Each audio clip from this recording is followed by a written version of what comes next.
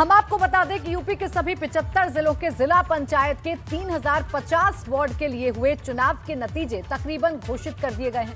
महज चंद सीटों पर पेंच फंसा है। उनमें से कुछ वार्ड के नतीजे थोड़ी देर पहले जारी किए गए हैं। उनके मुताबिक सपा अभी भी सबसे बड़ी पार्टी बनकर उभरी है।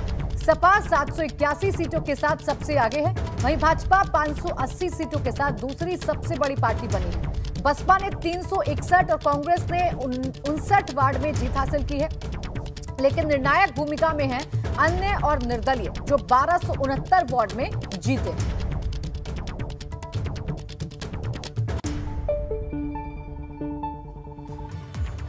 तो देखिए, जो ओवरऑल टैली है वो हम आपको समझा देते हैं। कुल वार्ड हैं 3050 और इनमें बीजेपी 580 जीत पाई है, जबकि समाजवादी पार्टी सबसे बड़ी पार्टी बनी है 781 सीट के साथ। बसपा 361 सीट पर जीत हासिल कर पाई है। कांग्रेस के खाते में 59 सीटें गई हैं, जबकि अन्य की बात कर लें तो 1269 सीटें अन्य के खाते में जाती हुई नजर आ रही हैं। और इसीलिए ये समझा जा सकता है कि आने वाले जिला पंचायत अध्यक्ष के चुनाव में ये जो अन्य हैं ये निर्णायक भूमिका निभाएंगे और इनकी वजह से ही जो चुनाव है जिला पंचायत अध्यक्ष का वो दिलचस्प होने वाला है, क्योंकि तमाम राजनीतिक पार्टियां अब इन अन्य और निर्दलीय प्रत्याशियों पर डोरे डालना शुरू कर देंगी।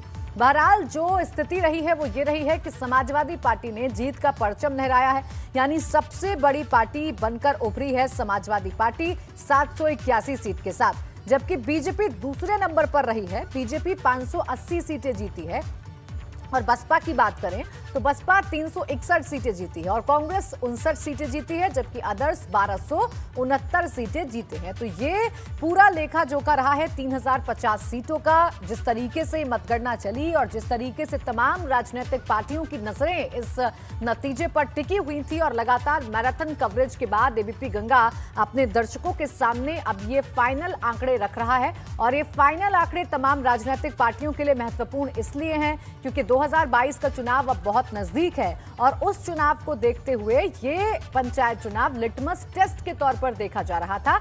ये पंचायत चुनाव सेमीफाइनल के तौर पर देखा जा रहा था और इस लिटमस टेस्ट में अगर ये कहा जाए कि समाजवादी पार्टी की जो तैयारियां हैं वो पास हुई हैं तो गलत नहीं होगा। तो ओवरऑल आंकड़ा हमने आपको दिखाया। अब आइए आपको रीजन वाइज समझाने की कोशिश करते हैं कि कहां पर कौन सी पार्टी ने जीत का परचम लहराया है।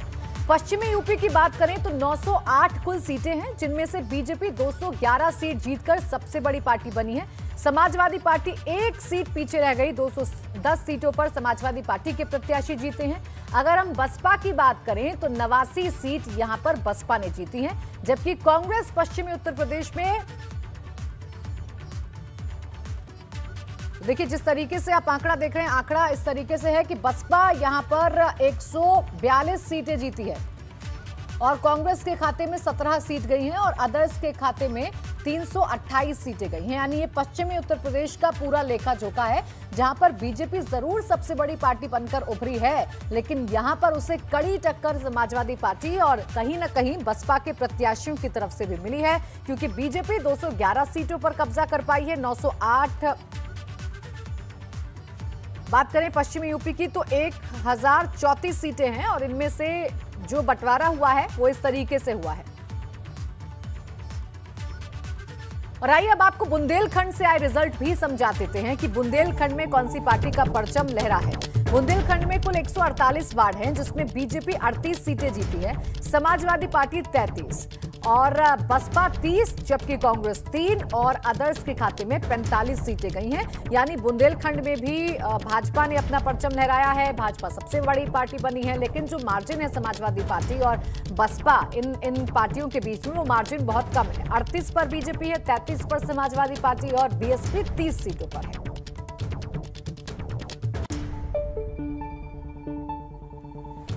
और हम रुक करेंगे मेरे सहयोगी नितिन उपाध्याय का, जो जुड़ गए हैं हमारे साथ इन नतीजों को समझाने के लिए। नितिन, देखिए आपने लगातार बिना थके बिना रुके इस पूरे चुनाव को कवर किया है और आपने देखा है कि किस तरीके से पल पल ये जो टैली है वो बदली है। अभी जो फाइनल आंकड़े हैं हम देख रहे हैं कि पश्चिमी उत्तर प्रदेश हो या चाहे बुंदेलखंड हो, बेशक बीजेपी सबसे बड़ी पार्टी बनकर उभरी है, लेकिन बसपा और सपा ने कड़ी टक्कर दी है और सीटों का मार्जिन बहुत कम है। नितिन, देखिए बिल्कुल यही अप्रत्याशित रिजल्ट है। और यही जिस तरीके से चाहे बसपा की सरकार रही हो 2007 की मायावती सरकार या 2012 की अखिलेश यादव सरकार, हमने ये देखा कि रूलिंग पार्टी ने काफ़ी ज़्यादा बढ़त बना के ये जिला पंचायत के चुनाव जीते। 2015 का अगर आप पुराना अगर रिकॉर्ड देखेंगे तो आप ये मान के चलेंगे कि 75 जिलों में से 60 जिला पंचायत अध्यक्ष समाजवादी पार्टी के बने हैं या समाजवादी पार्टी समर्थित थे।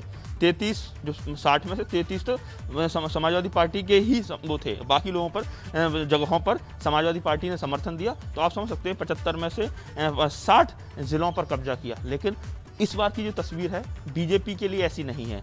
आप समझ सकते हैं कि जिस तरीके से जो फिगर निकल के आया है, बीजेपी और एसपी के बीच में जो गैप भी काफ़ी ज़्यादा हो गया है। हालांकि कई सारे जिलों में बीजेपी सिंगल लार्जेस्ट पार्टी है, लेकिन ओवरऑल अगर कमोबेश एक मुकम्मल पिक्चर को अगर स्केच बनाया जाए तो जो समझ में आता है कि बीजेपी ने बड़ा नुकसान उठाया है। कई जगह निर्दलियों ने बाजी मारी है, निर्दलीय आगे रहे हैं। कई जगहों पर बीएसपी, जैसे आगरा में बीएसपी ने कांटे की टक्कर दी है, और ऐसे में भारतीय जनता पार्टी 19, बीएसपी कह रही है हमारे 17 या 18 क्लेम कर रही है। तो आप समझ सकते हैं कि कांटे की टक्कर है। और अब अगर बीजेपी अपना जिला पंचायत अध्यक्ष का प्रत्याशी उतारती है तो आप ये समझिए कि जो चुन पाना बहुत बड़ी टेढ़ी खीर होगी। और ऐसे में धन बल बाहुबल का ज़बरदस्त प्रयोग देखने को मिलेगा। मथुरा देख लीजिए, मथुरा में बीएसपी सबसे बड़ी पार्टी बनकर उभरी है। जो बीएसपी जो बिल्कुल पूरी तरह निष्क्रिय है। मायावती जब कुछ अब हाल फिलहाल कुछ बोलती नहीं है, गाहे बगाहे एक ट्वीट कर देती है, ना कोई सामाजिक कार्यक्रम है। और मायावती तो एक ऐसी नेता है ना जो किसी के दुख में शामिल होती हैं, ना किसी के सुख में शामिल होती हैं, सड़कों पर उतरना नहीं है। और वो उनका जो चुनिंदा फिक्स वोट है जो लगातार धीरे धीरे खिसक रहा है, लेकिन एक बार फिर से कमबैक करने की कोशिश की। समाजवादी पार्टी का जो रिजल्ट है वो अप्रत्याशित रिजल्ट है। बीजेपी के लिए 2022 के लिए खतरे की घंटी। अखिलेश यादव ने भी आज जिस तरह से ट्वीट किया और कहा है कि सभी सपा कार्यकर्ताओं से मैं कहूँगा कि संकट की इस घड़ी में जुट जाएं, 2022 में हम फतेह करेंगे। तो कहीं ना कहीं ये उत्साह इन नतीजों के बाद उनको मिला है। बिना मेहनत के इतना ज़्यादा कुछ किए जो नतीजा मिला है, उससे समझा जा सकता है कि किसान आंदोलन और इस कोरोना के चरम काल में जिस तरह से ज़बरदस्त घोर अव्यवस्था का हाल है, तो लोगों में ज़बरदस्त असंतोष है। और वो असंतोष की वजह से बीजेपी को नुकसान हुआ है। समाजवादी पार्टी की उत्तर प्रदेश की जनता ने झोली भरी है।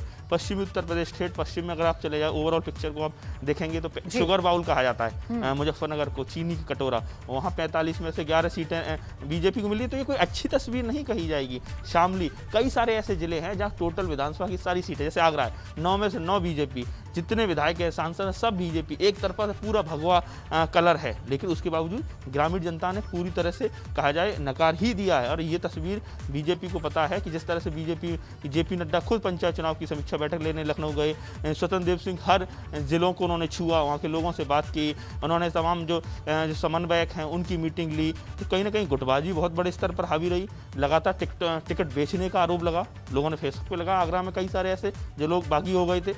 तो ये सारी चीज़ें हैं और बीजेपी को इसका खामियाजा उठाना पड़ा है। कुल मिला के कहा जाए, देखिए समाजवादी पार्टी पहले से ही ग्रामीण क्षेत्रों में अच्छा प्रदर्शन करती रही, लेकिन 2017 के बाद देखा गया कि अचानक से बीजेपी ने बहुत ज़बरदस्त एक कहा जाए प्रचंड बहुमत आई, 325 सीटें आई। और एक गांव एक बूथ करके एक बुकलेट तक बनाई गई, हर बूथ की अलग किताब लिखी गई, उसमें क्या समस्याएं क्या हैं। तो बहुत माइक्रो लेवल पर संगठन का ढांचा खड़ा किया था सुनील बंसल ने।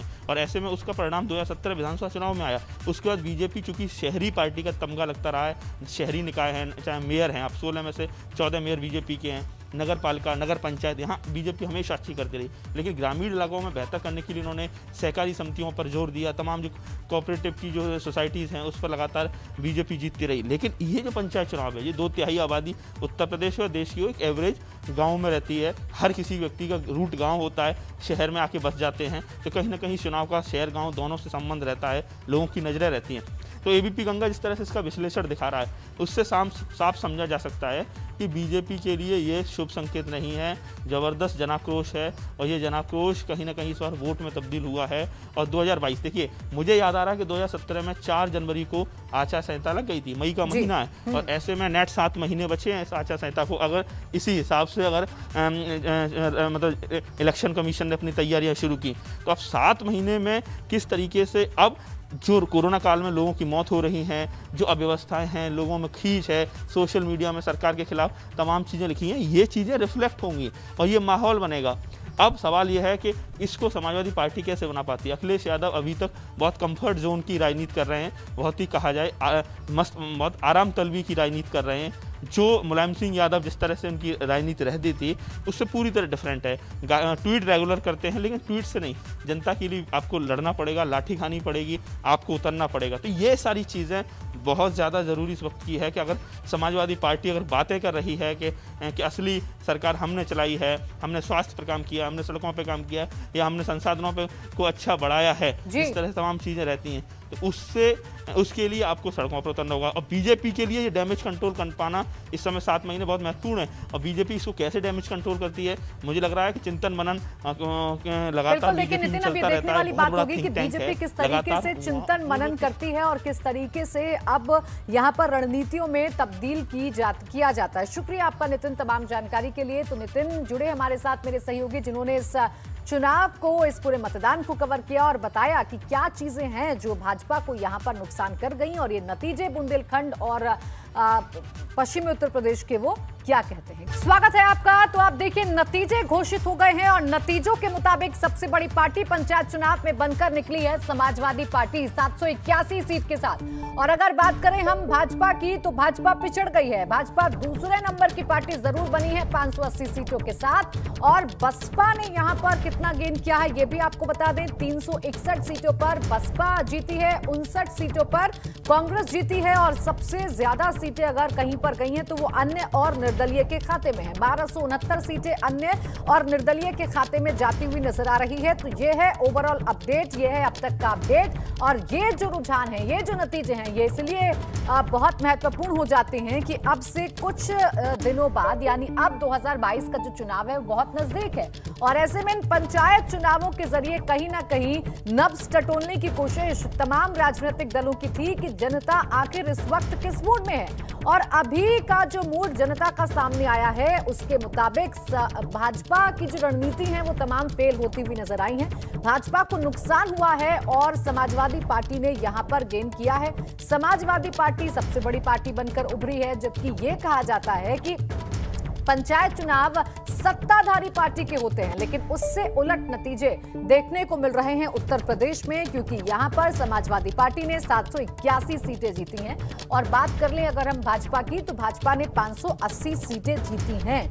अब ये नतीजे 2022 के चुनाव में कितना रिफ्लेक्ट करेंगे जरूर देखने वाली बात होगी, क्योंकि कई राजनीतिक पंडित मानते हैं कि ये चूंकि ग्राम पंचायत के चुनाव हैं तो बहुत ज्यादा असर इनका नहीं पड़ता है। लेकिन बहुत सारे ऐसे राजनीतिक पंडित हैं जो ये मानते हैं कि जरूर ये चीज क्लियर हो चुकी है यूपी में कि इस बार समाजवादी पार्टी और बीजेपी के बीच में कड़ी टक्कर देखने को मिल सकती है। तो 3050 कुल वार्ड हैं, जिनमें से 580 पर बीजेपी ने जीत हासिल की, 781 पर समाजवादी पार्टी ने जीत हासिल की, बसपा ने 361 पर और कांग्रेस ने 59 पर, जबकि अदर्स के खाते में 1269 सीटें गई हैं। तो ये रहा है पूरा लेखा जोखा। देखिए, 4 दिन तकरीबन ये पूरी मतगणना चली है और उसके बाद ये फाइनल आंकड़े निकलकर सामने आए हैं, जिसमें समाजवादी पार्टी ने गेन किया है। समाजवादी पार्टी बड़ी पार्टी बनकर उभरी है, जीत का परचम लहराया है और भाजपा समाजवादी पार्टी से जरूर पिछड़ी है।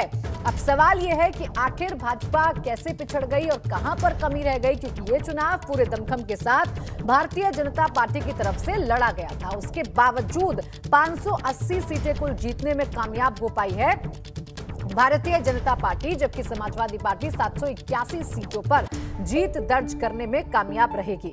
अब 2022 में नतीजे कितना रिफ्लेक्ट करते हैं जरूर देखने वाली बात होगी। और ये भी देखने वाली बात होगी कि अब जो ये बचे हुए महीने हैं जिसमें सरकार को काम करना है, जिसमें विपक्ष को अपनी भूमिका निभानी है, ये जो 2022 से पहले के महीने हैं ये कितना निर्णायक साबित होते हैं और इन महीनों में कितना आमूलचूल परिवर्तन भाजपा अपनी रणनीति में करती है। क्योंकि अभी तक की जो रणनीति है उसके मुताबिक भारतीय जनता पार्टी बहुत अच्छा गेन नहीं कर पाई है।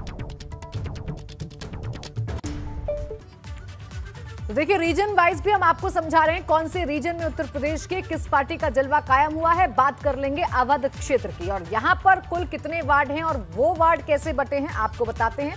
यहां पर हैं 1929 वार्ड।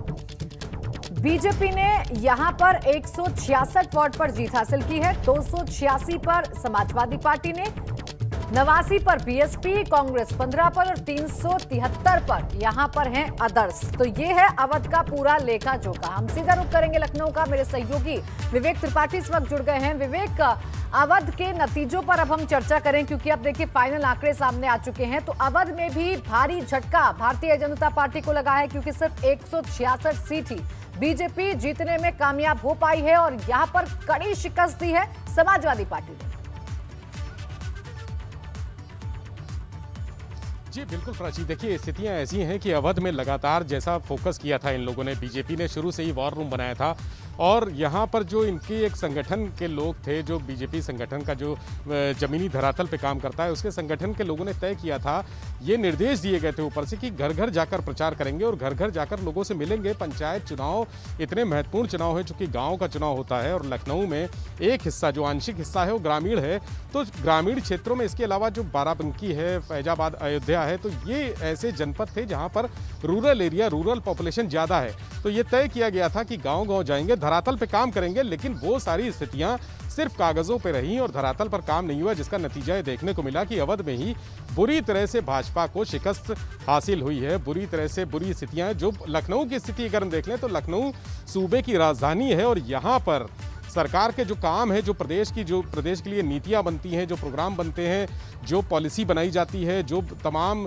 जो लोगों के लाभ के लिए, समाज के लाभ के लिए जो कार्यक्रम होते हैं, जो योजनाएं हैं, उनका सबका सबसे ज़्यादा असर लखनऊ में दिखता है। राजधानी है, यहाँ पर सरकार बैठती है, तमाम आला अधिकारी यहाँ पर बैठते हैं और उनको लेकर ये होता है कि माना जाता है कि यहाँ पर सबसे ज़्यादा असर दिखेगा उसका, सरकार के कामों का, उसका असर चुनावों पे भी दिखेगा। देखिए प्राची, आपको बता दें कि जो पंचायत चुनाव है या निकाय चुनाव है, उस पर हमेशा सत्ताधारी दल का बहुमत रहता है, सत्ताधारी दल का प्रभाव रहता है और वहाँ पर जीत हासिल होती है। लेकिन इस पंचायत चुनाव ने सारे मानकों को, सारे मिथकों को तोड़ दिया है। जैसी स्थिति सामने आई है कि भाजपा सिर्फ लखनऊ में ही नहीं, प्रदेश में हर जगह पर पिछड़ी है, तो लखनऊ में माना जाता है कि यहाँ पर तो कम से कम स्थिति बेहतर रहेगी, लेकिन यहाँ भारतीय जनता पार्टी चौथे स्थान पर आई है। पहले स्थान पर समाजवादी पार्टी है, फिर बसपा है और निर्दलीय सबसे ऊपर है। निर्दलीय की स्थिति बड़ी मजबूत पूरे प्रदेश में आई है। 1200-1250 के आसपास निर्दलीय चुनाव जीते हैं। लखनऊ में भी 7 निर्दलीय सीटें मिली हैं और भाजपा को सिर्फ 3 सीटें मिली हैं, जो ये दिखा रहा है कि कहीं ना कहीं पार्टी के लिए आक्रोश था मन में लोगों के, लोग पार्टी से दूर हो रहे हैं। जिस तरह से 2017 में सत्ता सौंपी लोगों ने भाजपा को, विधानसभा चुनाव में भाजपा ने एक तरफा जीत हासिल की और 300 पार का आंकड़ा था, लेकिन यहाँ पर अब की स्थिति ऐसी हो गई है कि अब की जो आगे 2022 के विधानसभा चुनाव होने हैं, उसमें तमाम अब चिंतन करना होगा, मनन करना होगा कि इस चुनाव ने, ये जो आईना है, जो उदाहरण है कि आपसे पार्टी से लोग दूर जा रहे हैं, भाजपा से लोग दूर जा रहे हैं और विकल्प के तौर पर उन्होंने सपा को चुना है। देखिए, सपा ने बहुत कोई बेहतर प्रयास नहीं किए हैं पंचायत चुनाव को जीतने के लिए, लेकिन जिस तरह से लोगों ने वोट दिया है उससे ये लग रहा है कि सपा को लोग विकल्प मान रहे हैं और विकल्प के तौर पर सपा को बहुमत दिया है पंचायत चुनाव में। तमाम जो आज सपा के जो तमाम बड़े जो नेता हैं, पदाधिकारी हैं, वो दावा कर रहे हैं कि 60 जनपदों में, 75 जनपदों में चुनाव हुआ था, 60 जनपदों में उनकी अपनी सरकार, गांव की सरकार बनेगी, जबकि ये दावा भारतीय जनता पार्टी कर रही थी कि अब वो गांव की सरकार बनाएगी। उनका दावा तो खारिज हो गया, लेकिन समाजवादी पार्टी इस समय, आज की जो स्थिति है, 60 जनपदों में दावा कर रही है कि समाजवादी पार्टी की गांव की सरकार बनेगी। तो भाजपा के लिए चिंतन का विषय है, मनन का विषय है, कहां पर चूक हुई है, कैसे चूक हुई है। जो अवध प्रांत, जहां पर राजधानी लखनऊ है और सबसे बड़ी बात अयोध्या है, जहां पर अयोध्या में राम मंदिर के लिए शुरू से मूवमेंट चलाया भारतीय जनता पार्टी ने, वहां पर पिछड़ गई। तो आप सोचिए कि राम मंदिर का देखिए, मुद्दा बड़ा नुकसान है विवेक भाजपा के लिहाज से। और अब देखने वाली बात ये होगी कि भाजपा अब इन नतीजों को देखते हुए क्या बदलाव करती है, उसकी रणनीति में क्या तब्दीली आती है। विवेक, आप बने रहिए हमारे साथ, आगे भी आपसे बात करेंगे, आगे भी आपसे समझेंगे कि ये जो नतीजे हैं आखिर उसके मायने क्या है।